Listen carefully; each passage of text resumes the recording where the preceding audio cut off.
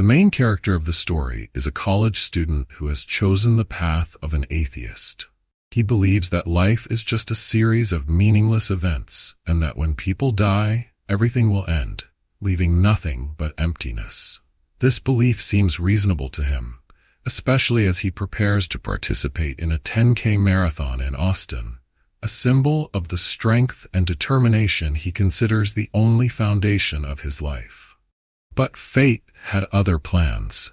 That day, on his way to the race, a terrible accident occurred. He was involved in a head-on collision. The accident not only injured him, but also severely damaged his body. His spine was broken in 3 places, vertebrae shattered into fragments, and those bone fragments began pressing against his spinal cord. He was rushed to the emergency room, but had to wait for 17 hours before surgery. During that long period, despite the pain in his body, he held on to the belief that he would survive.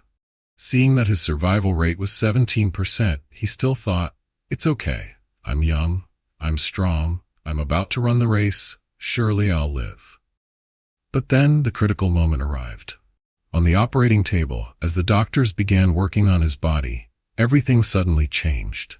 He felt his body becoming heavy and then gently dissolving, leaving him with no sensation. Abruptly, he realized that he had died. The first sensation he had after leaving his body was surprise, because he had always believed that after death, there would be nothing. However, faced with this reality, he realized that not only did he still exist, but he also felt a sharper and deeper intellect than before. His soul, having left his body, gently floated upwards, observing everything from above.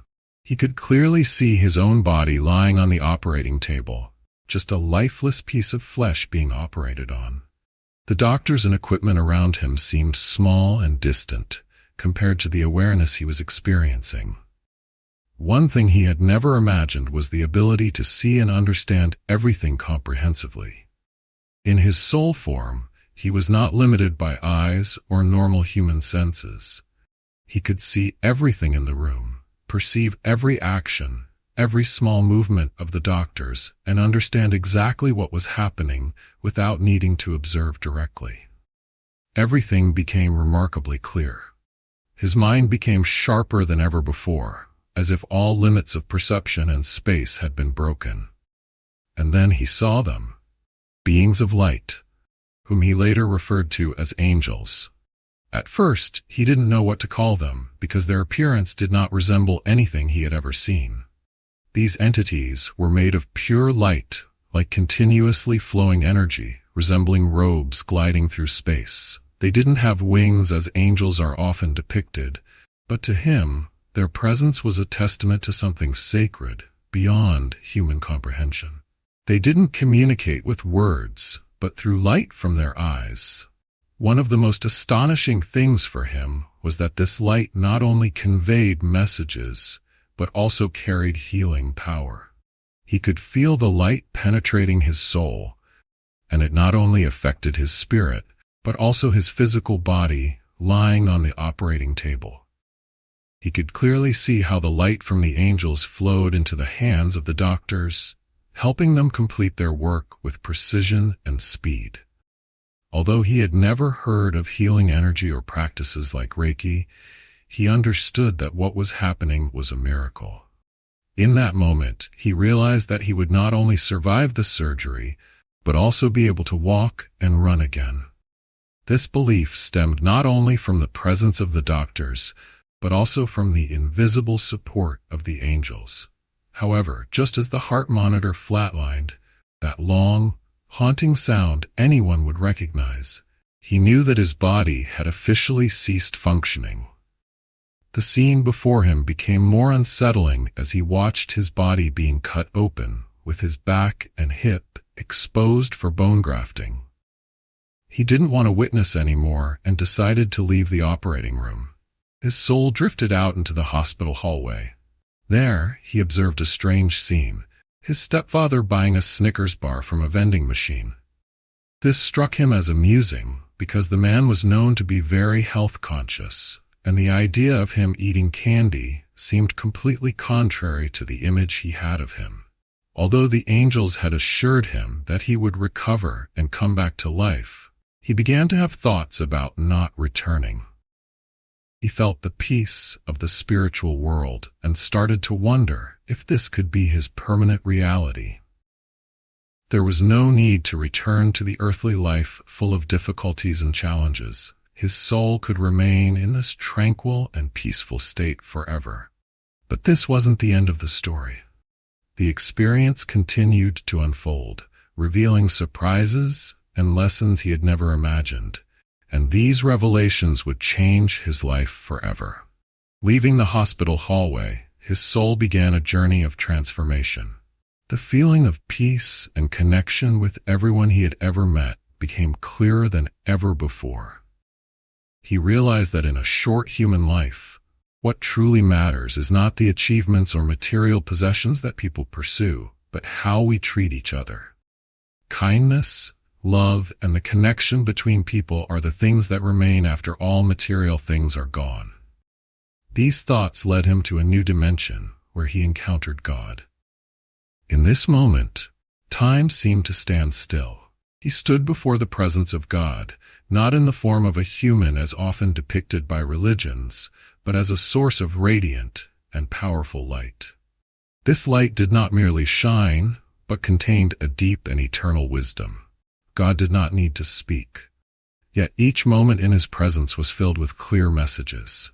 God began to play back his life, as if he were watching a movie about himself. The important moments were not the accomplishments he had once been proud of, but the moments when he showed love and connection to God. And these moments became vivid. These included times when he was kind to others, times he prayed or connected with the spiritual world, though at the time he hadn't realized it. However, God also showed him his mistakes, particularly how he had judged others hastily. At the age of 22, he admitted to being arrogant, critical, and looking down on people who were different from him.